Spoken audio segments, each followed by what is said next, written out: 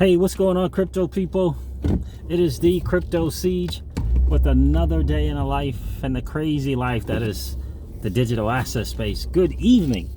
Good evening. This is what is this? Wednesday, Tuesday, Thursday? I don't even know. Oh, Wednesday. Happy Wednesday. Yeah, so very, very odd thing.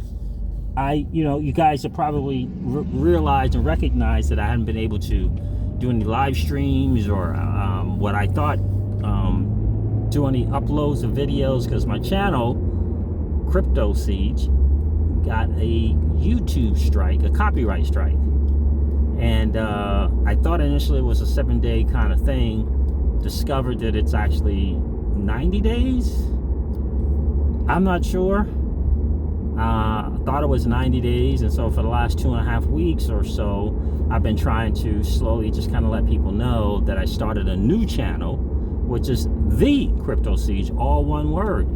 Well, for some reason today, I'm not sure how we figured it out, but Miss Crypto Siege said, well, can you just upload a regular video, like a recorded video? And I'm like, well, when I went to YouTube Studio and was made aware of, they said that I couldn't live stream, that I couldn't upload, I couldn't post anything in reference to Crypto Siege channel.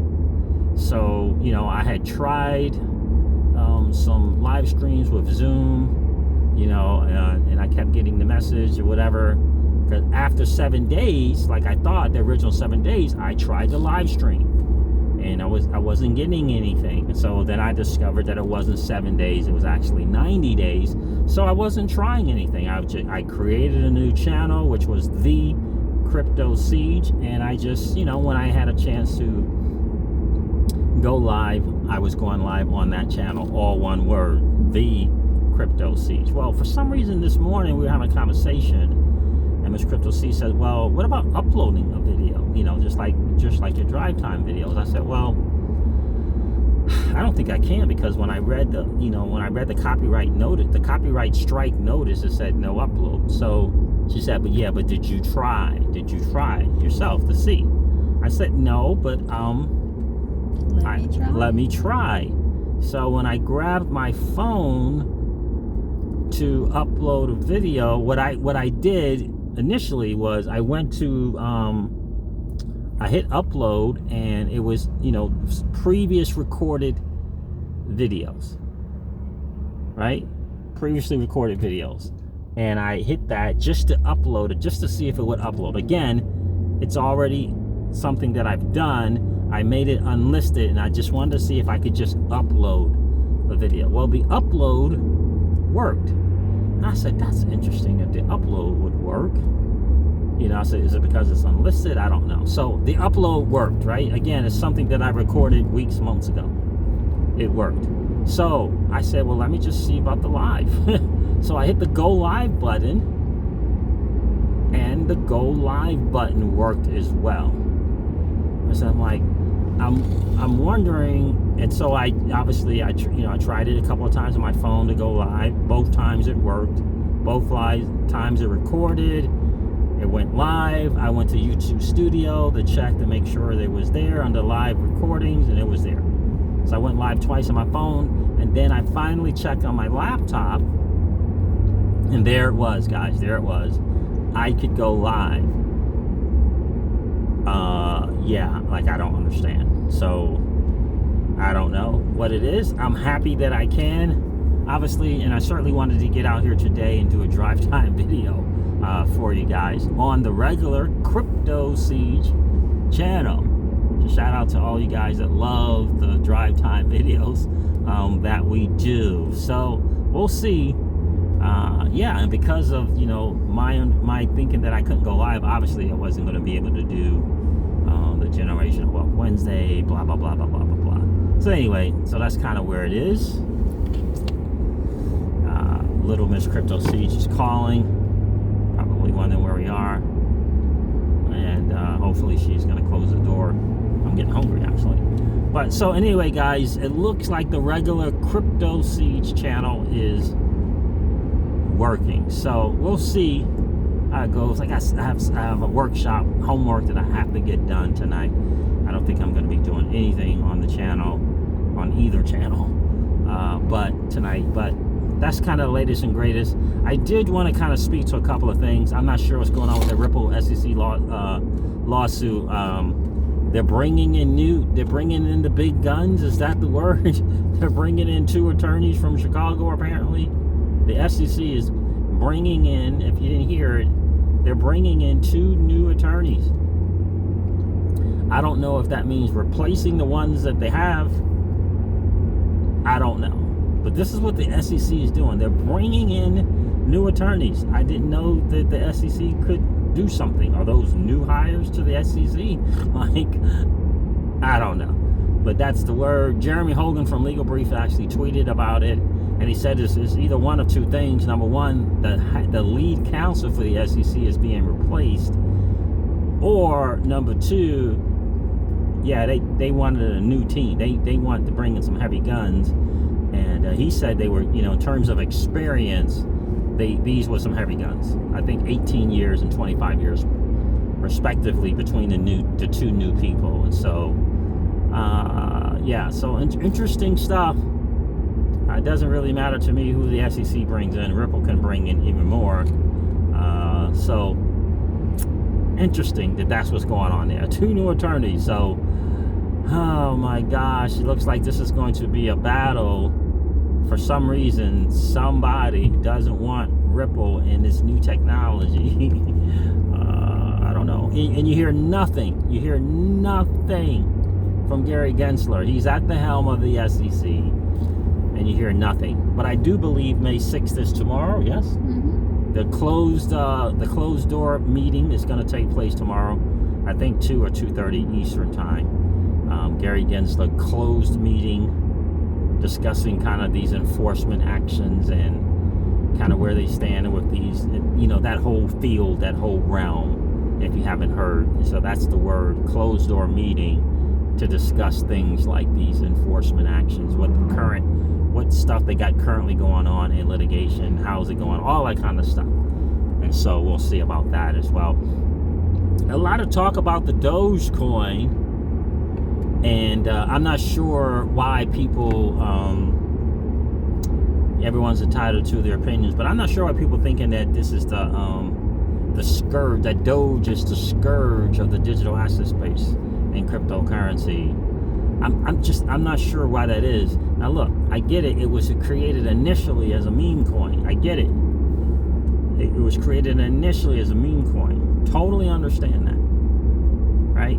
The initial intent behind it was one thing. It doesn't mean that intent can't change. It doesn't mean that it can't pivot. It doesn't mean that it can't create a use case.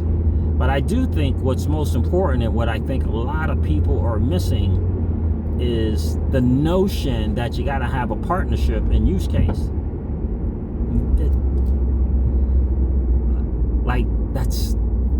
You're missing it if you're thinking that.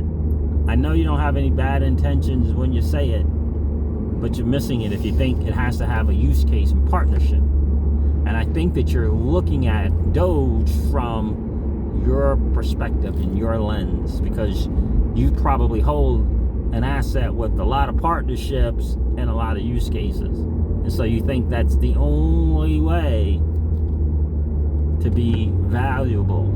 And I would argue a couple of things. Number one thing is the adoption. You're missing the whole adoption thing. It's adoption. It's network effect. I would argue that Bitcoin had an intention, right? It had an intention for peer-to-peer payments. How'd that work? How'd that whole thing work? White paper and all of that.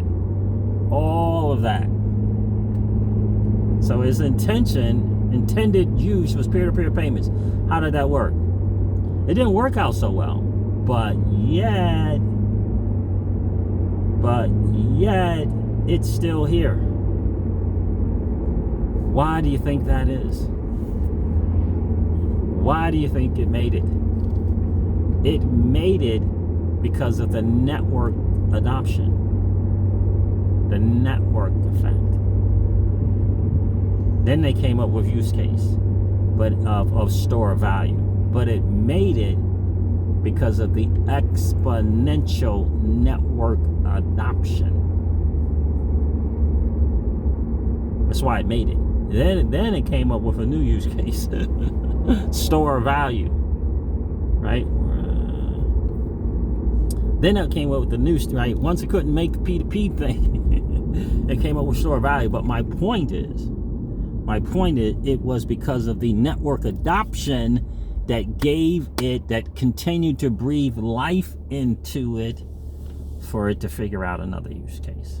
And I would argue with you that Dogecoin can do the same thing if it gains network adoption. You don't have a use case. Bitcoin arguably still doesn't even have one. But because of the network effect and the network adoption, it's here, right? And you kind of got to get it, right? You got to take that lens off of, I hold this thing that has my utility, real world use case behind it. I had to learn this myself, right? I'm an XRP hodler, right? I had to learn this myself. You got to think outside the box and think of what's really going to go on. Network adoption is what's going to allow cryptos to continue to move until they develop a use case, if they develop a use case. Digibytes, a lot of people don't know, Digibytes was just started by a guy because he wanted to make Bitcoin seem a little faster. Like, it's, you know what I mean? It's not Dogecoin, obviously, because Digibyte came out with an intended use case, and they do things faster and cheaper. But my point is, if Dogecoin gains network adoption, it can survive. I kind of liken it to art. Like, a lot of people, when you think about art, where's the use case there? Like, where's the use case? You ever think about that? When you think about the real cost to make art, it's about $60, right? Some wood and some cloth and some paint. Some wood, some cloth, and some paint. You say this thing looks good, I'll give you $1,000 for it. I say, okay, cool, I'll take 1,000. Right? You and I agree that this thing has some kind of value. And then 2 other people agree that this thing has some value. And then 2 other people agree. Right? It's just adoption. It's just network adoption. And Bitcoin has obviously proven that theory. Some people, I don't know if it's Metcalfes Law or not, but if Doge gains network adoption, it can hang around, it can get life breathed into it to develop some kind of use case. I get be very, very careful of the pumps and dumps. You certainly want to be careful of that. We get the whole Elon Musk is doing something and all of that, and he's getting ready to go on Saturday Night Live, right? And will there be people who buy high? Absolutely. But that's a market. In a market, there are people who buy high, and the value of the thing that they bought goes down in value immediately thereafter. That's a market. That's just the way it is. But everyone else is forgetting.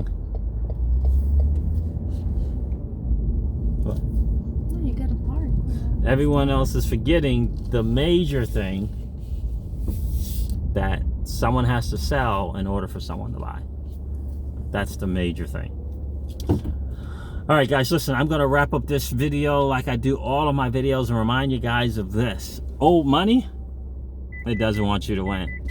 But that's okay, though, because you and I are already winning.